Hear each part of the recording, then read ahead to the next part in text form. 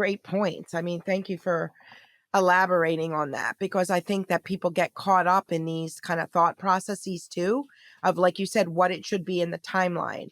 It's like a family that says, well, how long is this going to take? Yeah. And that's such a loaded question. It's like, I wish I could tell you exactly. I can tell you if if you implement these recommendations, you're going to see steady progress Mm-hmm. for sure. Yes. And many of our clients, our patients, can absolutely overcome selective mutism. But if an individual has ADHD, if an individual is on the autism spectrum, if the individual has a learning difference, we can help them reach their capacity, but we can't cure that. Yeah, and it's nothing to be cured, right? It is. Right. It's just a neuro difference. But yes, an autistic person will always be autistic. An ADHD person will always have ADHD.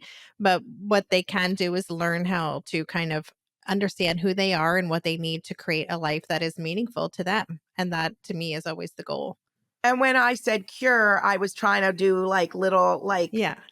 because the asterisks, like cure, Yeah. like, yeah, like it's hard. I mean, I've had patients where the family, like the individual's like 16 chronologically, but functioning much younger, intellectual disability and so forth.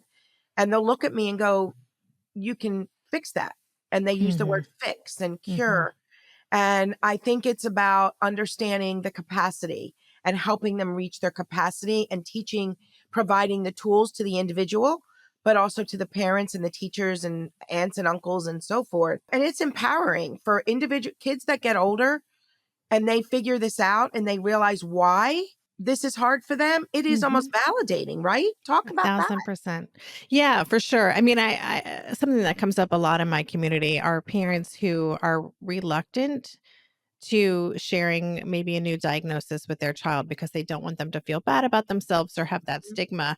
And our kids already know that they're struggling. Like, they already are very well aware of the fact that there's something different from their neurotypical peers. And so it is such a gift. I mean, I've talked to so many adults who found out as adults that their parents knew, for example, that they had ADHD, but didn't want to tell them because they didn't want them to feel this burden, right, of the label. And a lot of these adults feel that is a huge disservice because all this time they thought they were just not as smart, or they just, were not good enough, right? Not worthy enough. And so I think it's so empowering to and I'm not saying doing this with toxic positivity and you have a superpower, but just to normalize neurodivergence because it is a normal part of being human, right? So let's give our listeners, whether it's I know anxiety comes along with a lot of the neurodivergent challenges. So not all individuals are neurodivergent, but Mhm. how do you give our listeners some examples of how you talk to an older child and a teen about this? You learn they have ADHD. You learn they have a learning disability. How do you recommend talking to them? Yeah, I think one of the first things I would say is just, first of all, before you even talk to them about it as a parent, like, check in with yourself and give yourself time to kind of just acknowledge any feelings you might have about it that might be ableist, that might be kind of, based in fear or anxiety, like, oh my God, my kid has this going on. What does that mean? And kind of awfulizing the future potential of this child. So that would be the first thing, is kind of like, take a moment, talk to people, talk to your therapist, like, do what you need to do to kind of get to a place of like, okay, I'm feeling grounded and calm about this information.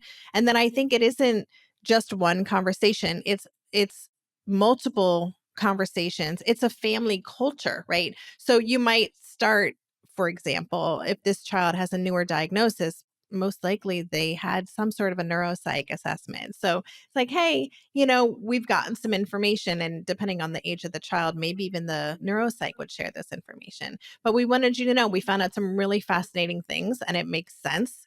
Some of the areas where you're struggling, we found that information, and the good news is that's going to help us kind of figure out how you can feel better in these things that are hard for you. We also found out about these incredible strengths that you have, and we want to spend a lot more time there. So I think that's and I'll say one more thing. We can't convince our kids that again, this is a superpower, or that they should just embrace this. Our kids also get to decide how they want to feel about their neurodivergent identity, whether or not they want to be open about it, whether or not they want to embrace it or be like, not into that.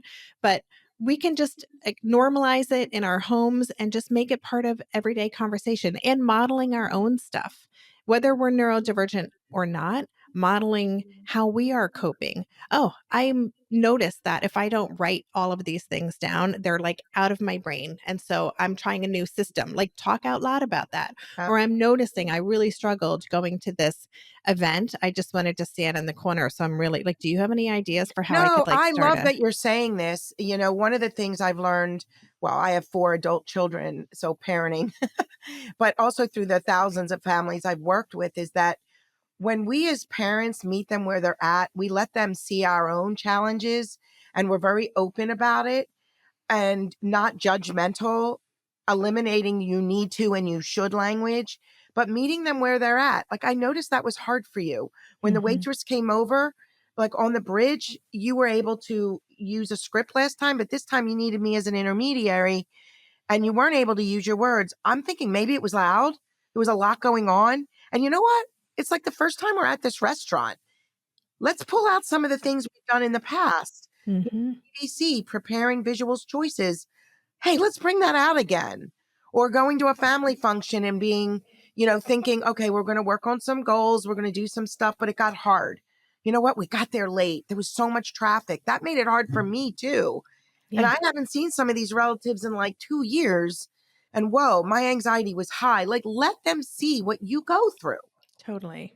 So powerful. Yeah. Yeah. So share some thoughts about that because I would love our listeners. I always find that when, we do this something called Communicamp, which I'm not sure you know how much about, but it's a 3-day intensive group treatment, but it's also an intensive parent training and support program. Mhm. So it's not just 1 or 2 hours a day. It's all day with the parents because we're offering support. We're going through scenarios. We're teaching them. We're empowering them and they're leaving just feeling hopeful and empowered with tools. And one of the things that families will say to us is, wow, I didn't realize that. I was literally trying to direct them to this. I was telling them what they need to do. And we've created puppets sometimes instead of meeting them where they're at. How do you talk to them? And letting them be the driver in the seat, not necessarily the passenger, because then Yeah. these kids feel more helpless. But it's amazing when we talk to parents and we teach them how they can kind of step back and let their child be a little bit of a driver and respect that as we guide them gently instead of telling them what they need to do, because that is not good. So No. talk to me. You have a lot to I was say. I like, can tell. that does not work in my community. Like so many of our kids really are demand avoidant, and also they might have rejection sensitive dysphoria as part of their ADHD. They might just be wired for threat. So a direction like do this or you should do this, that language you used could be really trigger them into fight or flight, right? Oh yeah, And absolutely. I'm gonna give another shout out to The Self-Driven Child by Dr. Ned Johnson and or by Dr. Bill Stixrud and Ned Johnson. And it's been kind of my Bible for the past 10 years, but they do such a good job of explaining how why control, feeling a sense of control is it's so important for every human. And so as early as we can, we want Yes, to give yes, our kids a sense of agency. We want to recognize that our job is to show up as guides for these kids. yes. Oh my Yeah, gosh. I just have to say, like, I'm sorry for interrupting, but it's you're okay. saying so many things during this podcast that I feel like I connect with you on so many levels. Go ahead. Go ahead. I'm just excited. No, it's great. Yeah, I think that that has been the biggest game changer, and it's also just to say, like for many of your listeners and folks in my community, it's not how we were raised, right? Like I grew up in a household with very kind of authoritarian parents. It was like, this is what you do this, or you're going to get in Yeah. trouble, blah blah blah. And so this is a shift, but really the more our kids can have a sense of agency over their lives, because we know that as Dr. Ross Green says, kids do well when they can, and as my friend Ned Johnson says, Our kids want their lives to work out.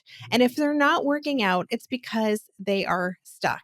And so we want to help them discover what they need to be successful and make sure they know that we feel confident in their ability to figure it out, and we're here to scaffold all the time.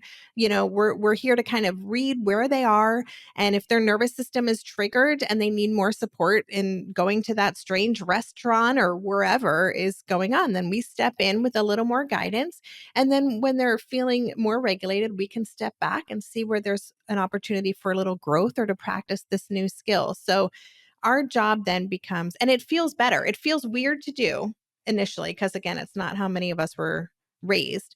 But our job is to get curious about who this human is and think, okay, how can I support this kid in becoming their best self and really knowing themselves so well?